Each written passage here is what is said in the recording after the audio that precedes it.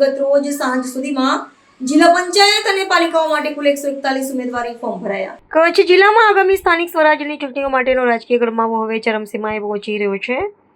ઉમેદવારી પત્ર ભરવાની ચાલી રહેલી પ્રક્રિયા અંતર્ગત ગત રોજ સાંજ સુધીમાં સમગ્ર જિલ્લામાંથી કુલ 141 ઉમેદવારી ફોર્મ ભરાયા હોવાનું સત્તાવાર રીતે નોંધાયું છે. ચૂંટણી પંચની માર્ગદર્શિકા અનુસાર વિવિધ રાજકીય પક્ષોના આગેવાનો અને અપક્ષ ઉમેદવારોએ પોતાના સમર્થકો સાથે સંબંધિત ચૂંટણી કચેરીઓએ પહોંચીને પોતાની દાવેદારી નોંધાવવાની પ્રક્રિયાને વેગવંતી બનાવી દીધી છે. પ્રાપ્ત આંકડાકીય વિગત અનુસાર જિલ્લા પંચાયત અને વિવિધ નગરપાલિકાઓમાં ઉમેદવારી નોંધાવવા મામલે મિશ્ર પ્રતિસાદ જોવા મળ્યો છે.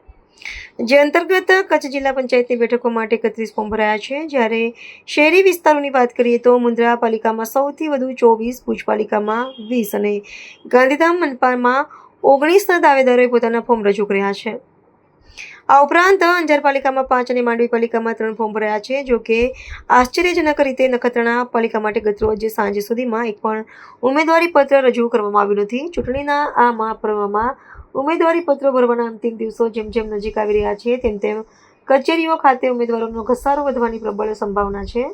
નખત્રાણા જેવા વિસ્તારોમાં રાજકીય પક્ષોની આંતરિક વ્યૂહરચના કે સક્ષમ ઉમેદવારોની પસંદગીને લઈને ચાલી રહેલા મંથનને કારણે ફોર્મ ભરવામાં વિલંબ થઈ રહ્યો હોવાનું સ્થાનિક રાજકીય વર્તુળોમાં ચર્ચાઈ રહ્યું છે.